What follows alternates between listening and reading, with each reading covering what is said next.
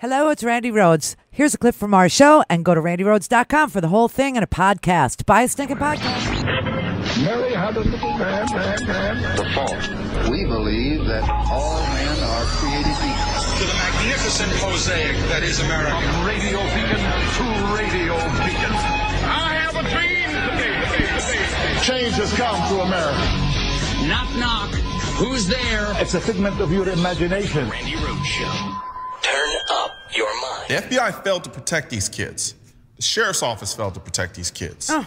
School officials failed to protect these kids. And of course, we all know the resource officer blatantly failed to protect these kids. For some reason, none of these egregious failures matter because, well, we know that when a kid is riding his bike down the street and gets hit by a car, it's the NRA's fault. Just this week, a school shooting was stopped before a single innocent life was lost because a good guy with a gun put an end to it. You want to say? That's not true. Hi, everybody. Hi. That's not true. That's not true. A good guy with a gun did not put an end to it. This NRA commercial. Okay, listen, what's this guy's name? Because he used to like be into sneakers and stuff, and now he's into bullets and guns. It's Colin Norrie or Norrie or Nori or Nori or George Norrie's, half cousin. I don't know. This man used to just be into like sneakers and hip hop, and now he's gotten, he's getting paid by the freaking NRA to stand there and tell you need good guys with guns to stop bad guys with guns. And he's talking about this Maryland high school shooter, right? This kid named Austin Rollins, who shot, his ex-girlfriend and injured another 14-year-old. By the way, his ex-girlfriend was taken off life support. Her funeral is Friday, right? Life was lost because a good guy with a gun put an end to it. You want to save innocent lives? Take the millions of dollars going to this carnival of a march and hire armed guards in schools all over this country. All right, I can't take it anymore. These NRA commercials, with their clenched fist of truth and all it's just, the lying is endless. We now know what the cause of death for Austin Rollins was, the 17-year-old who opened fire on his classmates in this Maryland school. Here's the St. Mary's County Sheriff's Office. Rollins parked his car at 7:50 in the morning. He walked through the school entrance 2 minutes later. 7:52. 7:57, he approached his classmate, Jalen Wiley, 16, his ex-girlfriend, shot her once in the head with his father's Glock 9mm pistol, and that bullet also struck 14-year-old Desmond Barnes in the leg. After he had fired and shot her in the head, he started to walk through the school. And at 8 o'clock in the morning, the resource officer, Deputy First Class Blaine Gaskill, a little bit after 8 o'clock in the morning, confronted him, and Rollins shot himself in the head. No one stopped anything. He went there to shoot his ex-girlfriend in the head.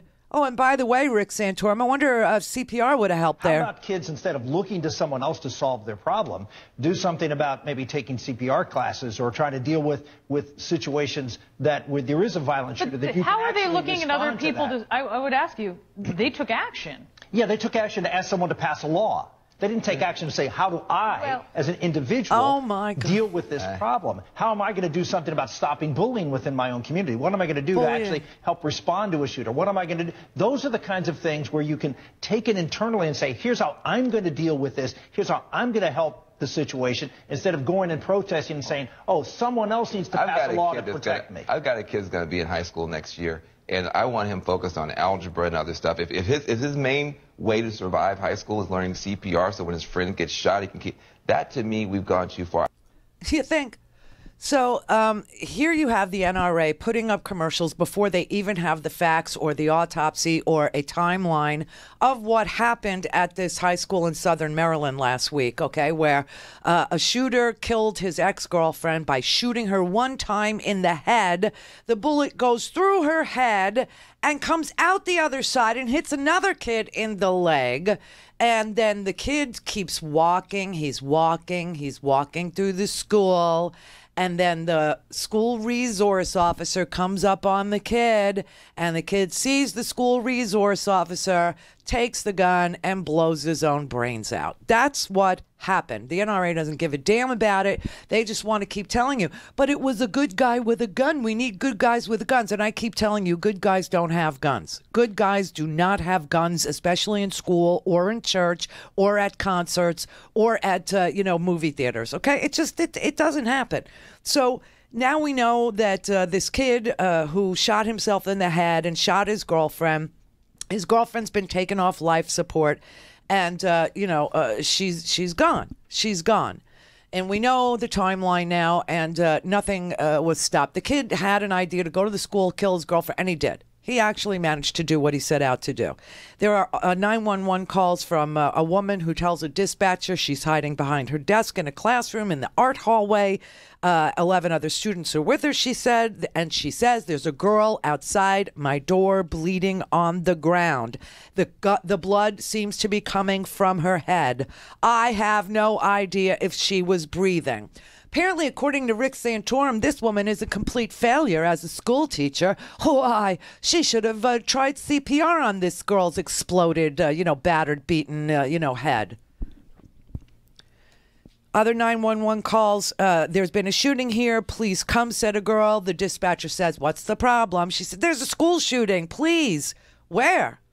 Here, at Great Mills High School. Okay, how old are you, ma'am? I'm 17. 100 Great Mills students marched in the March for Our Life on Saturday, and the GoFundMe page has raised $92,000 for this girl's family, $23,000 for the other guy, was shot in the leg. They won't go back to school till April 2nd. The other gun news today is Alton Sterling's, the officers that shot and killed Alton Sterling, they will not see any kind of prosecution. That's just not going to happen. And, of course, our fabulous Justice Department declined to bring any civil rights charges against these police officers. And they will probably go back to work because they've been on hiatus since, this investigation of Alton Sterling's death. He was the CD guy in New Orleans. He was the guy that was selling CDs. And a store owner called the cops on him. And even the store owner sued the police, saying that, he didn't mean for them to kill him. All he wanted for them to do was, to come and take him out of the store. So there's that, and then this sad story about Stephon Clark. This is a really sad story because Alton Sterling did have a gun. He had a gun in his pocket. And the police officer swore he was reaching for it, although the video doesn't show him reaching for anything. And nobody goes into Alton Sterling's pocket until after he's dead. And the gun is lovingly, placed in his pocket at the time of his death. So, and his hands, were nowhere near the gun. So, but he did have a gun. You can rest your case on that, gun freaks. There you go. I'll give you that. However, Stephon Clark, no gun. Cell phone, 22 years old, father of two, 1-year-old, 3-year-old, dead, killed in his grandma's backyard. Now, people are going to call and they're going to say, Stephon Clark was the criminal. He had committed a crime. He had committed crime. All right, let's say this. I accept that Stephon Clark made mistakes, none of which have a penalty of death associated with them, like breaking a window or hopping fences. None of those have death penalties associated with them. But let's say Stephon Clark made mistakes at 22 years old. That doesn't relieve you of having the conversation about the police's mistakes. And here is the issue. It's not whether the police need to be tested. Like they should go through some training where a big black man comes upon them in their training and goes, boo! And you see if they reach for their gun. That should be part. No, what I'm saying is that the police are trying to police a society, a country that is armed to the freaking teeth. This is the escalation I'm talking about, okay? You have people who the police just assume The police just assume everybody's got a gun. Everybody's armed to the teeth. Even a 22-year-old in his grandma's backyard with a cell phone. That's a gun. That's a gun. I'm telling you, how do you police a country that's armed to the teeth successfully? How do you protect the police? How do you stop this escalation? You know, people are like, oh, well, now I need an AR-15, or now I need an AK, or now I need this, now I need that. And then the police are, you know, they come upon you and they just assume that that's what you've got, that you've got shooting power like a, you know, never mind this kid in the school that killed his girlfriend. I mean, he stole his dad's Glock, right? But no, we're talking about AR-15s and people hanging out of windows and shooting at concert goers and shooting at movie theater people and shooting in school. How do you expect somebody to police that? Oh, maybe they should bring tanks to school. Oh, maybe they should have hand grenades and they throw it into the class. Oh, I think, Trump actually thought about smoke bombs, and then he realized no one would be able to see anything and the police wouldn't be able to shoot anyone because it'd be all smoky and stuff. I mean, this is crazy. This is absolutely nuts. And you are asking police officers to police a nation that is literally armed to the teeth. And our children understand that it has to stop. They get it, okay? Last night, CNN had a panel of students who are trying so hard to be heard, because they're trying to say, we have never, ever been able to attend school a day in our lives where we weren't put through live shooting drills. We have never been through a year in school where we weren't, drilling and hiding in a closet. We have never had a minute of peace in our entire academic lives. Every single solitary thing goes through your head every single day. They don't feel safe at their school now. They don't want teachers armed. That is not the answer. They don't want more guns. They want less guns. And today, the former, I've been telling you about this Heller case ever since they started this, the protests. The kids at Marjorie Stoneman Douglas finally said enough is enough, and they started the hashtag Never Again, and they organized this rally, and we knew it was going to be this Saturday, and it was unbelievable. It was a mature, full of depth and understanding of the issue. It was smart. It was well organized. The speeches were gripping. The people they chose to speak, 11-year-old girls and Martin Luther King Jr.'s granddaughter, and girls who grow up in fear of their lives in South LA, girls who grow up in fear of their lives in Chicago, girls who grow up in fear of their lives from Great Mills High School now, girls who grow up and boys who want to protect the girls, boys who want to be men, but don't think that escalation is the answer. They want to use their brains to figure this out. And they understand that there is no individual right to own a gun in this country. It was only decided one time by Scalia.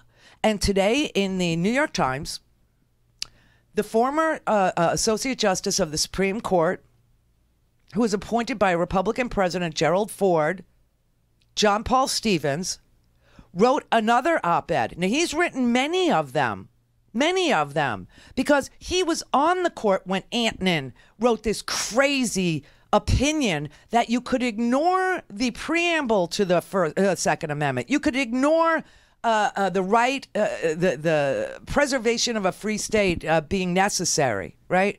A well-regulated militia being necessary for the preservation of a free state. The right of the people to keep and bear arms shall not be infringed. No one in this country, I told you this yesterday. I'll keep telling it to you until everybody gets it through their freaking stinking emasculated heads that you don't have a right to own any gun you want, and you don't even have an individual right to own anything. Not one single Supreme Court ever found that there was an individual right, that it was always about your duty to serve in the well-regulated militia. Everybody who had a weapon had to be in service to the well-regulated militia that we then, needed 200 years ago, Because we didn't want standing armies. Everybody was freaked out by the Revolutionary War, and they just didn't want standing armies. So they said, you know what? We'll call the people, and they'll muster, and they have to bring a serviceable firearm and a certain amount of gunpowder, and it has to be in their pouch. And, we'll inspect it, and we'll train them, and that'll be the militia. Go to RandiRhodes.com for the whole thing and a podcast. Buy a stinking podcast.